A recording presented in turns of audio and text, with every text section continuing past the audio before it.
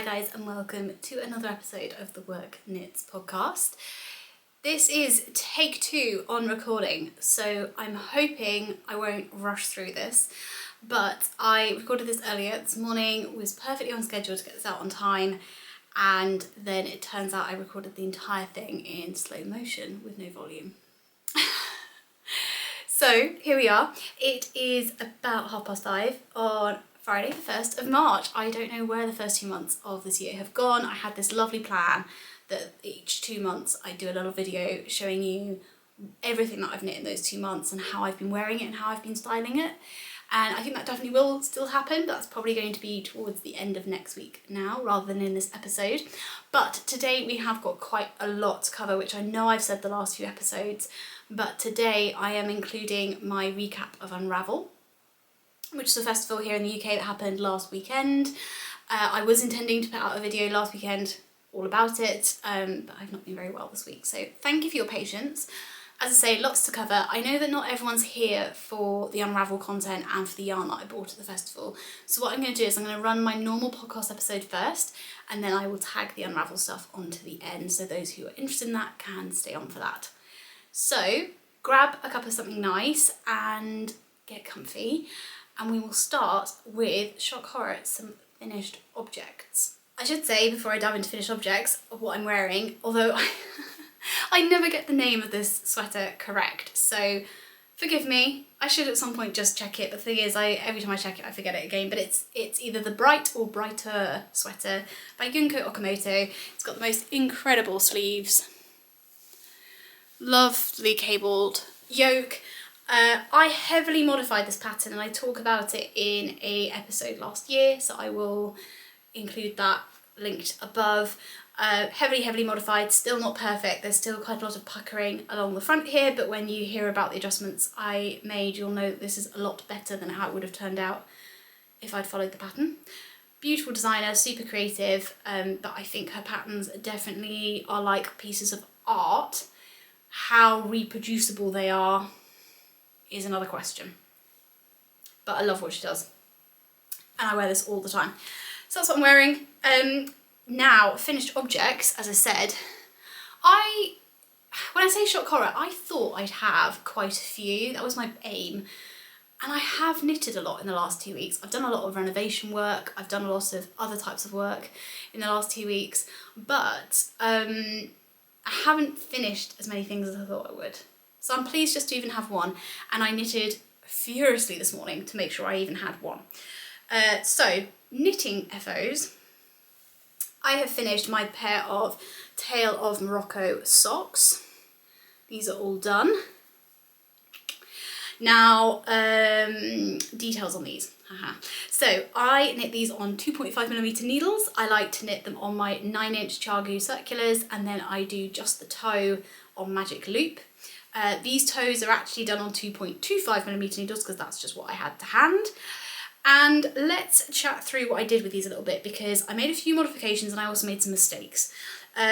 So one modification that I made was that for the gusset portion, I did not go straight into the normal colourwork pattern. I felt that for me, at the time I was doing these, I just didn't have the headspace to be working colourwork and decreases and picking up stitches, because the picked up stitches should have been in colourwork. That was too much for me. So I still did colourwork, but I just did a much simpler motif that I'm very familiar with. So it's kind of like a flea stitch motif just for a few rounds. I'm hoping the lighting's gonna be okay. I've got the ring light on to try and make sure you can see because the light is fading. So that is one modification I made. Other things that I changed on these were not really modifications, they were mistakes. So my socks are actually 2 different sizes. They don't look it particularly, but they are. So this pattern is one where you start with a certain number of stitches and then you decrease while still on the cuff. And I did that on the first one, and I didn't do it on the second one. So one sock, the main part of it is on a 64 stitch circumference and the other is on a 72. And this obviously had quite a big impact on my heel flap, and then also like decreasing the gusset, there's more stitches to decrease on one than there is on the other, and I wanted them to look the same, and I think I've done an alright job of that. But then I was like, well, do I decrease all the way down from I can't remember what the start off one was on the bigger sock, but do I decrease all the way down to 64, or do I just decrease it down to 72? And I figured I'd just do down to 72 because I thought otherwise it's going to look really, really different. So I've done that. It does also mean though, to get the same length of toe, I've had to work the toes ever so slightly differently. So instead of doing decreases every other round, on the bigger sock I've had to do decreases every round, because obviously you're trying to get to the same number of stitches at the end of the toe, and I want them to be the same depth. I like to finish my toes with a 3 needle bind off. Because I tend to knit everything inside out, they're already the right way round to then just do a quick 3 needle bind off. I much prefer it to grafting. I find it wears a lot better, and it creates some structure at the end of my socks. So, don't know how well you're going to be able to see this. There we go. So that's what I like to do, and I do it with 14 stitches. That's what I always do. So I kind of followed my own instructions for that. So many trying to remember some of the other things, but yeah, I think the fact that the socks are 2 different stitch counts is almost a good thing, because I think to look at them initially you wouldn't be able to tell. They will feel different on my feet. I tried on my first sock and it actually was really quite tight. Now it hasn't been blocked yet and the ends haven't been woven in, etc, so it might stretch a bit, and I do find that socks do over time get a bit baggier. So what's going to be interesting is whether the 72 one fits better in the short term but ends up too big, or if actually that's perfect. Yeah, it's quite a good inadvertent test of which sock size will work better for me going forwards. I think that's it really for like modifications and mistakes. The only other thing I would mention is yarns. So I used Malabrigo Ultimate Sock in the colourway Zinnias for the pinky ready colour, and then the white colour is just a skein of a BFL sock base, and I don't remember where I picked it up and I don't have the ball band anymore to give you stats. However, one stat I can give you, which I said I'd get better at this year on the podcast, is giving you an estimation of cost for my finished objects. So I have about 50 grams of the Malabrigo left, so I've only used 50 grams of it, and this was £16 for the skein. So if we say I've used £8 worth of the Malabrigo, and then this undyed skein is a bit of a tricky one because I used it in another project, so this was already a scrap, and then I've used a scrap of a scrap. So I think this skein was under £10 to buy, so I think if we say maximum this cost me £4, the amount of yarn I used in these socks, then we're looking at a total cost of £12 for this pair of socks. I have got wide but very small feet, so if we say I'm kind of approximately a women's medium, if it kind of width balances out the length, yeah, £12 for a women's medium pair of Colourwork socks. I'm really, really happy. Really, really love these. So very proud of this finished object, and you'll see this is just the beginning of my sock kick, which is so unusual for me. And if you'd asked me to predict whether or not 2024 would be a year of socks for me, I would have said absolutely not. I do not like knitting socks. For some reason, they're just really floating my boat at the moment. So first pair of socks of 2024, very, very happy.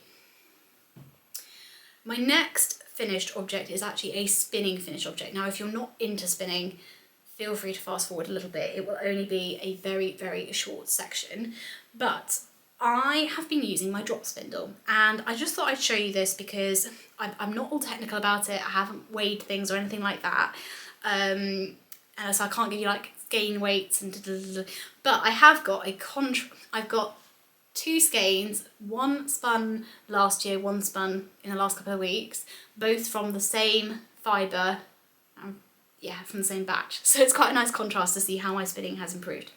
So this was what I spun last year.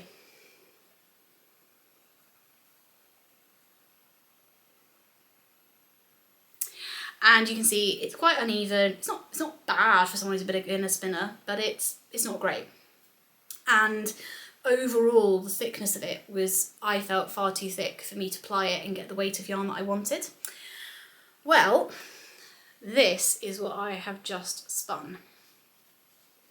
This is a 2-ply, same as I say, same fibre. The fibre's from Lay Family Yarns. I don't know the composition because there wasn't a label with the composition on the band. I had a whole discussion with the owner at the time. It's quite funny, but I didn't mind because I just love the colours. So this is actually a 2-ply, and I've spun this on my drop spindle. Not only have I achieved a thinner first set of singles, but also I've now learnt to drop my spindle rather than doing the stop and park method. So yeah, feeling very chuffed with myself, which is a bit unusual. So really just, yeah, loving that bit of like very visible progress. I think if I averaged out the thickness of this, because even though it is more consistent than I've ever achieved before, it is still varied. I think when I knit it, the bits that are plumper will squish down into a consistent thickness. I think the average thickness of this is a DK. But there are definitely some bits that are like fingering to lace, and there are definitely a couple of bits that are like very puffed up and like chunky. But yeah, I'm really happy with it, and I think I'm going to use it as a contrast colour in a Colourwork hat. So really excited. I also have the other half of this braid still left over.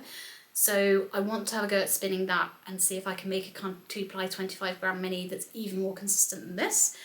And then I also have a whole 100-gram braid of the same thing left. So what I would like to do, as I say, is do the 50-gram and try and get a bigger 50-gram skein. It's tricky on a drop spindle because you can only load it up so much without affecting kind of, you're going to naturally start affecting the singles, because if you've got all that weight hanging down, not ideal. But I'll see what I can do with the 50-gram 50-gram braid, and then I want to practice on the other. I've just got a couple of bits of fibre. I think I've got some Polworth and I think I've got some Falkland merino in smaller quantities, so I want to spin those up to keep the practice going, and then I'll come back and do that 100-gram braid and hopefully make a 100-gram skein. That's my hope. But let's see.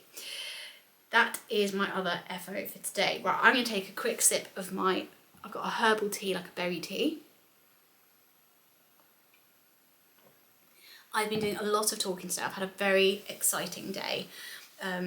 Really, really lovely knit and natter session, and just generally been a bit of a chatty Cathy today. So yeah, my voice is a little bit tired.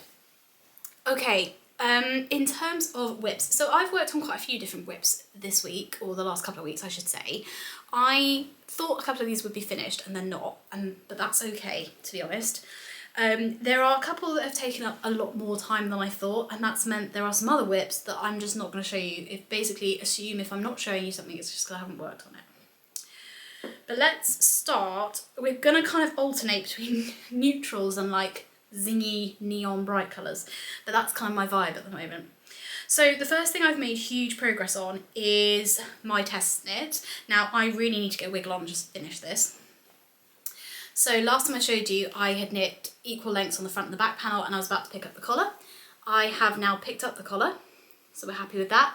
The pattern calls for a kind of turtleneck funnel neck that you fold forwards and outwards, or leave up. I know that won't suit me and won't be how I'll wear this, so I have taken the liberty of modifying, and I've knit pretty much the same number of rows that there's in the pattern, but I've just then folded it inwards and tacked it down. And then I have now knit the whole back panel. Now I should say I was meant to be test knitting the slipover version, and Sharon of Contour Knit, I haven't even said who this is by, this is by Sharon of Contour Knit, who is a Dublin based designer, and this is her Strandhill Slipover and collar pattern. I've been test knitting this since early January, and I'm meant to be knitting the slipover version. Sharon is always really accommodating and flexible around how long or short you make her designs, but I have definitely made this kind of like a section shorter than it should be, so there's some little ties that go at the waist, and I think those will basically be just above my ribbing here. I need to have a chat, or just message Sharon and double check the pattern, because this could be that it's in the pattern and I just haven't read it, but I think I need to go down a needle size for the ribbing because that's currently flaring quite a bit. So I'll go back and rip that bit out on the back. But I just basically need to knit down the rest of the front. I'm playing a bit of yarn chicken, hence I've done this in a kind of funny order. but we're really getting there. I really love the colour of it. I think it's a lot more flattering than maybe some of these solid greys on me. This kind of biscuity warm colour I think is a lot nicer on me, and I love the all over texture. I would say the all over texture is quite time consuming. It's definitely a product knit for me.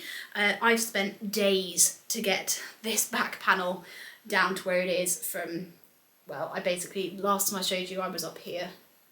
So yeah, that's taken me quite a lot of knitting, but it's going to be totally worth it. And I'm knitting this on 3.5mm needles, so it's quite a tight gauge, and I'm knitting it in Filcolana Arwetta in the colour 971, which is like an oatmeal biscuit, and Fyberspates Cumulus in the colourway Natural, held together. Creates the most gorgeous fabric. This is so soft, so squishy. I will really love wearing it, and I'd really hope to have it done for a trip I'm taking next week, but alas, I don't think it's going to be done. Maybe I can get a big chunk of it done this weekend, and then maybe I could wear it for a few days on the trip, but I don't know, it's a lot of knitting. So that is my first whip. Quite, as I say, quite happy with progress, really, all things considered. So I thought that one would be done, and it's not. My other project that I've said I would get done by this trip I'm taking is my Kostner Scarf by Erin Jensen. This is my second version. I've modified it to make it a lot narrower. I'm knitting this on 5mm needles, and the main colour is Adriafil Cubicol in the colourway Bright Orange, and the navy stripes are in Rowan Alpaca Classic, which is one of their blown yarns, in the kind of midnight colour. I've modified not just the width but also the length of these sections, and then how many stripes are here. I've kind of just freestyled it, but absolutely cannot deny that the base pattern and instructions is Erin's. And yeah, I'm enjoying it. I think at the time when I was cast this on, I had a bit of a hankering for kind of more complicated things, and I've gone through a period of having everything on my needles either being colourwork or texture, or got a really complicated construction method, or like that's kind of what has filled my mind for a month or so, and I think I'm now flipping back into a phase where I want some more kind of simple knitting. So this definitely fills that. I think the only thing is I find it hard to knit this without looking because of the kind of fibre construction. I find I kind of miss stitches if I'm not careful. And you have got some bits you need to pay attention to as you knit along. It's not quite just stockinette knitting. So yeah, some progress. I think last time I showed you I was about here, so I've put in about one to two sections on it. And I'm on my second ball of the Adriafil out of 3, so that's quite nice to have that kind of quantifiable progress. So I'm looking forward to whipping through this one. Pause, because I'm speaking so quickly. You can slow me down or speed me up using the toolbar below, and all the details I'm giving you, all the projects I'm talking about will be detailed back down below. What next? Okay. Switching back to neutrals, last episode I showed you a design I'm working on, name to be confirmed. I had knit just the circular part of this jumper, so to about here. I have now completed the straight section and the raglan section of this highly composite construction method on this sweater. Now, I am yet to try this on to confirm fit. I would like to knit, I've just joined to knit the body in the round, and I'd like to knit a little bit more in the round on the body before trying it on. I always find it's a bit of a weak point when you've just joined under the arm. But I will then try this on this weekend. If I have nailed the fit in the way that I'd like, then I am ready to start grading this pattern. This pattern, the whole point of it is it's meant to be tailored perfectly to your body. So, but I'm also appreciate that but to get it perfectly tailored to your body, everybody's measurements are different. And so it's going to require, whilst I will set out in the pattern some very clear, easy maths that can be done either in your head or with a calculator. I appreciate some people just want to be able to read a pattern and just go duh, duh, duh, duh, duh. So what I'm going to do is create a it's going to be sized from a 28-inch bust through to a 72-inch bust. There's going to be an enormous sizing chart with all the different body measurements at different points on your body, the measurements for those that are going to be associated with different bust sizes at 2-inch increments on the bust size. So you can either pick a bust circumference from that sizing chart and then work the pattern following that, or as I say, there will be very, very clear and easy to follow instructions to tailor every single step to your specific ratio of body measurements. That's the plan. So, as I say, if this fits me well this weekend, then I can move on to grading this top part, which is the most complicated part to grade, and I could probably be doing a call for test knitters next week. But if this doesn't fit properly this weekend, then we're probably looking at a bit of a delay whilst I rip back and figure out how to make it work better. So yeah, that's this design, as I say, name to be confirmed. It's a really lightweight, it's going to be quite a fitted jumper, this version. Obviously people can knit it with a bit more ease if they'd like. The idea is the ease is kind of 0 to 2 inches.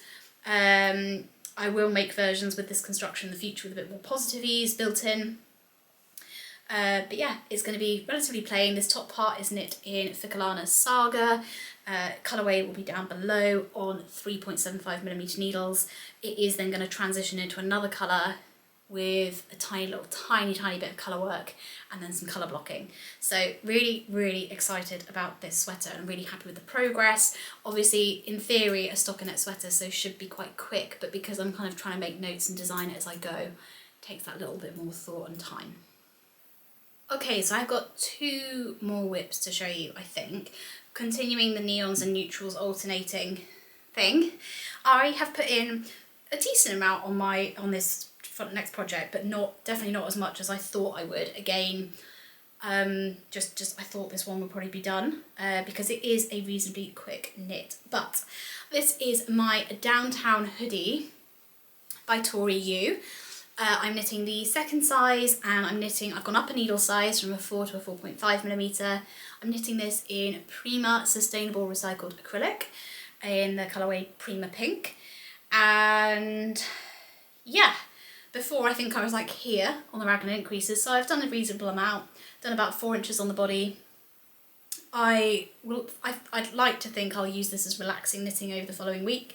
I have picked up one sleeve and started knitting that, so could zoom through that if I wanted. And I also need to pick back up for the neckline and the hood. I'm going to trim like the edge, all the edges will be in a dark navy, so I'm really excited about that. And I have omitted the short rows and I have done increases the way that I like them, and I discussed all of that in the last episode. So yeah, some progress on that, but again, just doesn't feel like quite as much as I thought. This is blowing out a little bit on camera with these lights. It is really bright, but it's not quite as Barbie. It's more fuchsia than Barbie, if that makes any sense.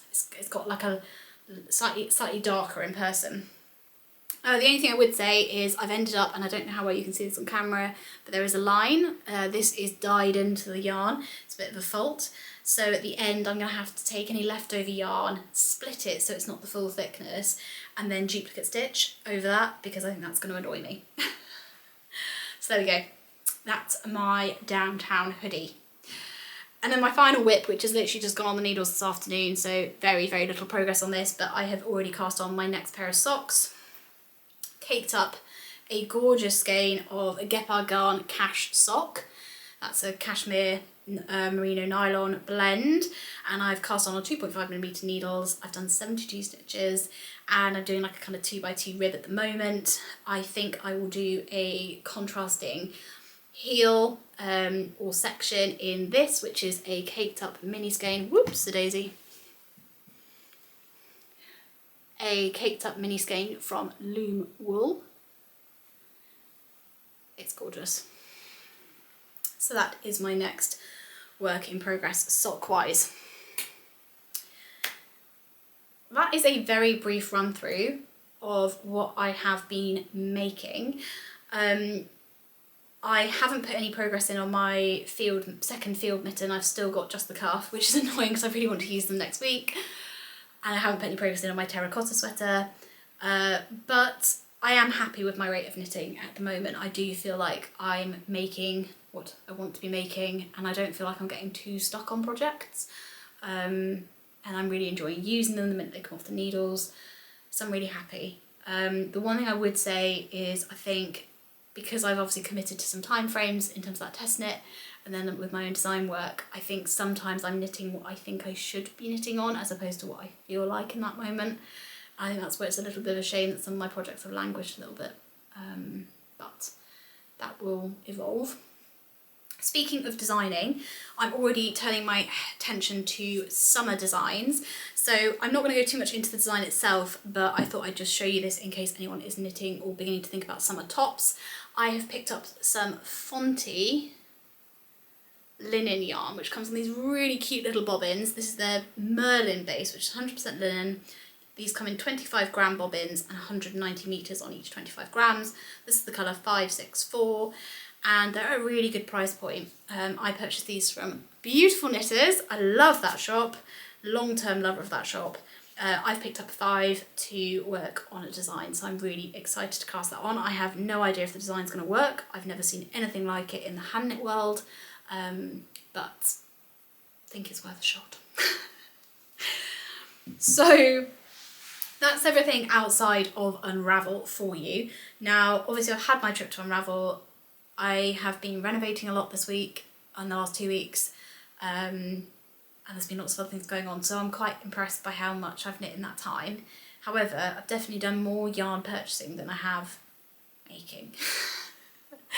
So, Unravel. Unravel is, for those who didn't see my last episode or aren't aware, Unravel is a UK yarn festival.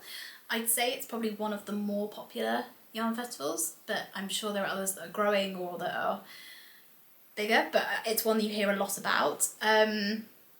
I haven't been to Unravel before, so I really wanted to go this year. It's in Farnham in Surrey.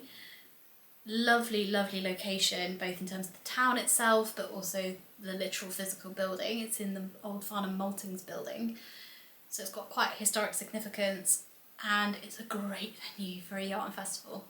Not only are there lots of different rooms so that vendors are kind of nicely spaced out, but also there's really, really good catering on site, lots of parking, all those good things, and I really enjoyed it. I'm not going to list out all the vendors that were there because there was a lot, and I will link the website for Unravel below, so you can check out who was attending there. You can also find them on Instagram, but I will chat a little bit about some of the vendors that I purchased from and ones that I considered purchasing from. So I have hopefully just been giving you a little explore of the building, and you may have seen it already on my Instagram, so apologies if you have seen that already. But what did I pick up and what were my thoughts? Well, I thought there was a good mix of people there. I went on the Friday. I thought there was a really good mix of people attending as well as vending, and I did get to chat to a few people. It's quite funny, kind of bridging that kind of digital to reality divide. That was fascinating actually, and I really appreciate that lots of the vendors are busy trying to serve loads of different people. They've also had to set up, and they know they've got another couple of days to go, so they kind of have to pace themselves. So I kind of knew it wouldn't be the perfect place to catch up with lots of people, but was really pleasantly surprised with those who were really warm and chatty and had some really, really good conversations, so I'm really grateful. And I would definitely like to go again next year, which is always a good sign. I don't know whether I go on Friday again. I think Saturday seemed a little bit busier, and I don't know what Sunday would be like. Friday was busy in the morning, but by the afternoon it kind of was a bit more manageable. There was definitely a point where it felt a little bit packed, but yeah, we'll definitely go again next year. Now, I did not go with the intention of buying loads of yarn, but I was really impressed by the number of different bases that were on offer at the festival, and I was really, really keen to try some new to me bases, some new to me companies, and also to feed this sock knitting mojo that I've got. So, in no particular order, I picked up a skein or a cake of some self-striping yarn from DragonHill Yarns. This is not only beautifully presented, but it is also a 70% merino, 20% yak and 10% nylon base. I've never had yak in a sock yarn before. It's incredibly soft, it's self-striping, which I've never tried before, and I'm just gonna love knitting socks in this. So that's a first for me and was actually my first purchase. If we stick on the sock knitting topic, so keeping very much not in order with how I purchase these things, I also picked up a skein of this barber pole yarn. Sorry, it's going to be blowing out massively on the camera. Barber pole yarn from Earth Yarns. This is the colourway Crabapple, and this is a really lovely blend. Or actually, I might be wrong. No, it's sport weight and it's extra fine merino, and you get 180 meters per 50 grams. This will also be becoming a pair of socks. And then my final couple of sock-based purchases. I have been on a real mini skein kick for socks, or finding kind of mini skeins that will go together, since I got those mini skeins off Jess of Loom Wool, and there's one of her colours that I really wanted to find 2 complementary mini skeins to go with them to create like a faded sock. So I picked up some little minis from the Silly Little Sheep company, which just do minis in small batches. There is this gorgeous one, which is Faded Rose. There is this gorgeous colour, which I think is called Doag. And then I picked up a bit of a, well, rogue for me, beautiful, but definitely not in my normal wheelhouse. This is Stromatolite, and it's kind of got greens and blues. So 3 of those, and those are 75% BFL, 25% nylon. So those were some sock-based purchases. The next ones, I know I'm rattling through these a little bit, but I'm hoping they're just giving you inspiration for some companies to access. I'll go into them in more detail once I've actually like knit with them in future episodes. But my next ones are a combination of garment and sock, because these gorgeous beauties are from, the store was the Knitting Shed, and their yarn dyeing company part is Ainsworth and Prynne, and these are just stunning. These are a 55% merino, 20% mohair, 25% nylon blend, but you still get 400 meters per 100 grams. This is the colourway Hip Hip, and this is Winter Storm. I think they look stunning together, so I'm going to cake them up, and then I'm going to take off that cake enough to make a stripy or colourwork pair of socks using both of them. And then the rest of each 100 gram skein will go into some form of sweater or yoke or cardigan. I haven't decided, but I don't want to use all of them for socks, but I'd like at least a pair. Thought this was an incredible brand. The knowledge that these women have is amazing. The dedication to trying out different bases to make sure that you are knitting with the best thing for that item or that kind of style of garment is incredible. And the skill in the colourways is, as with all of these incredible yarn dyers, is just mind-boggling to me how they produce these colours. Stunning. Another company that I have been looking at for ages but haven't had a chance to squish their wool, and who had a beautiful stand, was the Border Mill. So the Border Mill, obviously based up in Scotland. I picked up 3 of their 70% alpaca, 30% silk skeins. Now the colours are not quite showing up true to, there we go, it's a bit better because of my lighting situ this evening. These have got a huge amount of drape, they're so soft. I will figure out whether I want to use all 3 in a project together, or if I kind of use 2 of them in one project, one in another. Beautiful, beautiful drape, and these are 25 grams and 125 meters. But they were just too lovely to not come home with me, but no specific project in mind, if I'm really honest. The other thing I picked up from the Border Mill, which does have a more specific project in mind, is one of their pure Shetland wool little cakes.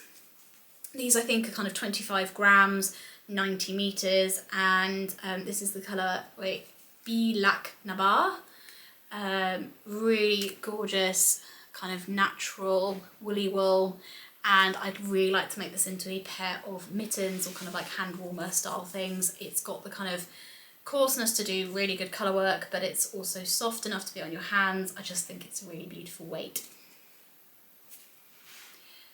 Right, we've got 3 more sets of purchases left, and then something that ended up being an early birthday present for me.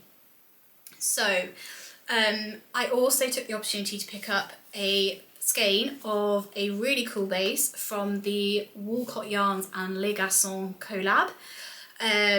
So this is their Fluff base, which is a sport weight 200 meters per 50 grams, and it's 55% baby alpaca, 18% fine merino wool, 10% yak, 17% mulberry silk, and 100% dreamy, as they say.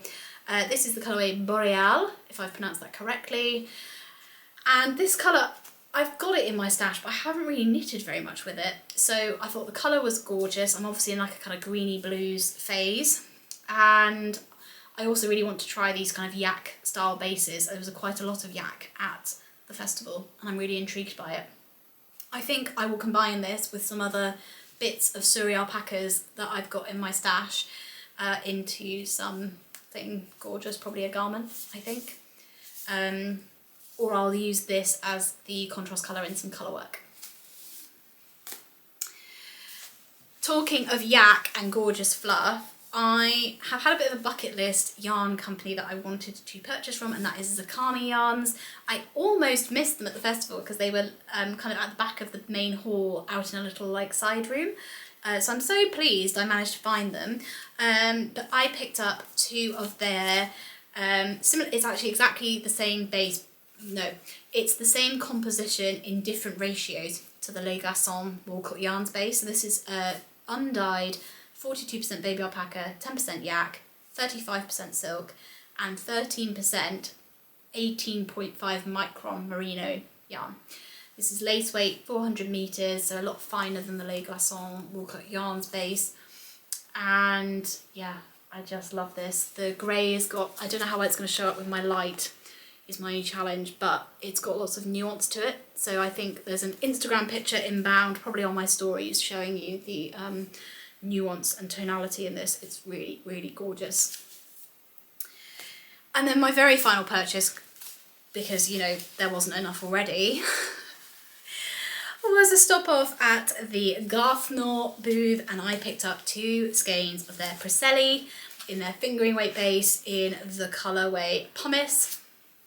This is a really interesting yarn blend of 75% Polworth, 11.5% Romney, and 13.5% Hebridean, and it feels like there's cashmere in this. It's a really gorgeous blend. The staple length is gorgeously long. It's just squishy and dense, but still you get good meterage. It's 200 meters per 50 grams.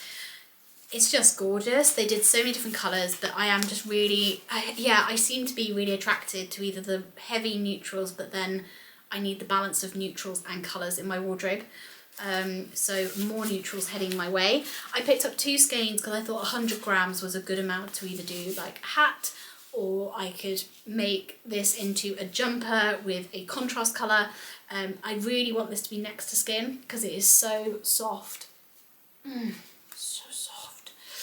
But yeah, I'm really keen to support Garcons a little bit more, particularly now that I think they've moved and they are launching a new base. If they haven't done it already, it's very, very soon. And they're milling a lot more of it themselves, which I just think is super impressive. So yeah, keen to support and very, very happy to pick these up. So my final thing coming back from Unravel is an early birthday present to me from my parents, and that is this amazing basket. I have been looking for a knitting basket for a long time, and this is exactly what I've been looking for. I have looked in charity shops and in kind of furniture shops, and I find that the finish on them is always a bit rough to be putting my knitting in. I don't want it to catch. This is just perfect. It's got such a sturdy handle. It looks beautiful, and the company is fantastic. So this basket is sold or vended by Injabulo, I think is how you pronounce it. But they work with the Baba Tree Basket Company. And basically, I will read you their little card. It says, at Baba Tree Baskets, we apply tremendous technical skill and quality assurance to fashioning our products. Akaba, Abentara, Asibiasar and other weavers from Bolakatanga, Ghana spend countless hours stripping and dyeing elephant grass fibres into our patented colourways that are unique on the market. Their rhythmic braiding of these fibres into our distinctive shapes and designs reflects years of practice, but it's the laughter and singing of the bustling Baba Tree compound interwoven into the very folds of our baskets that makes them so special. Your basket is biodegradable, resilient and of the highest standard, and more importantly, your purchase contributes to sustainable incomes in Ghana and brings dignity to the priceless craftsmanship of the Fra people. True value for money, I assure you that you've not bought yourself a basket, you've bought a piece of genuine art. Not very well read by me, and I've probably not pronounced some of those names correctly, but I love my basket and I will shout about it. So if other people are looking for a basket for their knitting, I cannot recommend more. So this is where all my purchases have been stored. As I say, an early birthday present from my parents, but one I've been looking for a very long time. So I'm very, very pleased to have this in my possession. I have got something stuck in my hand.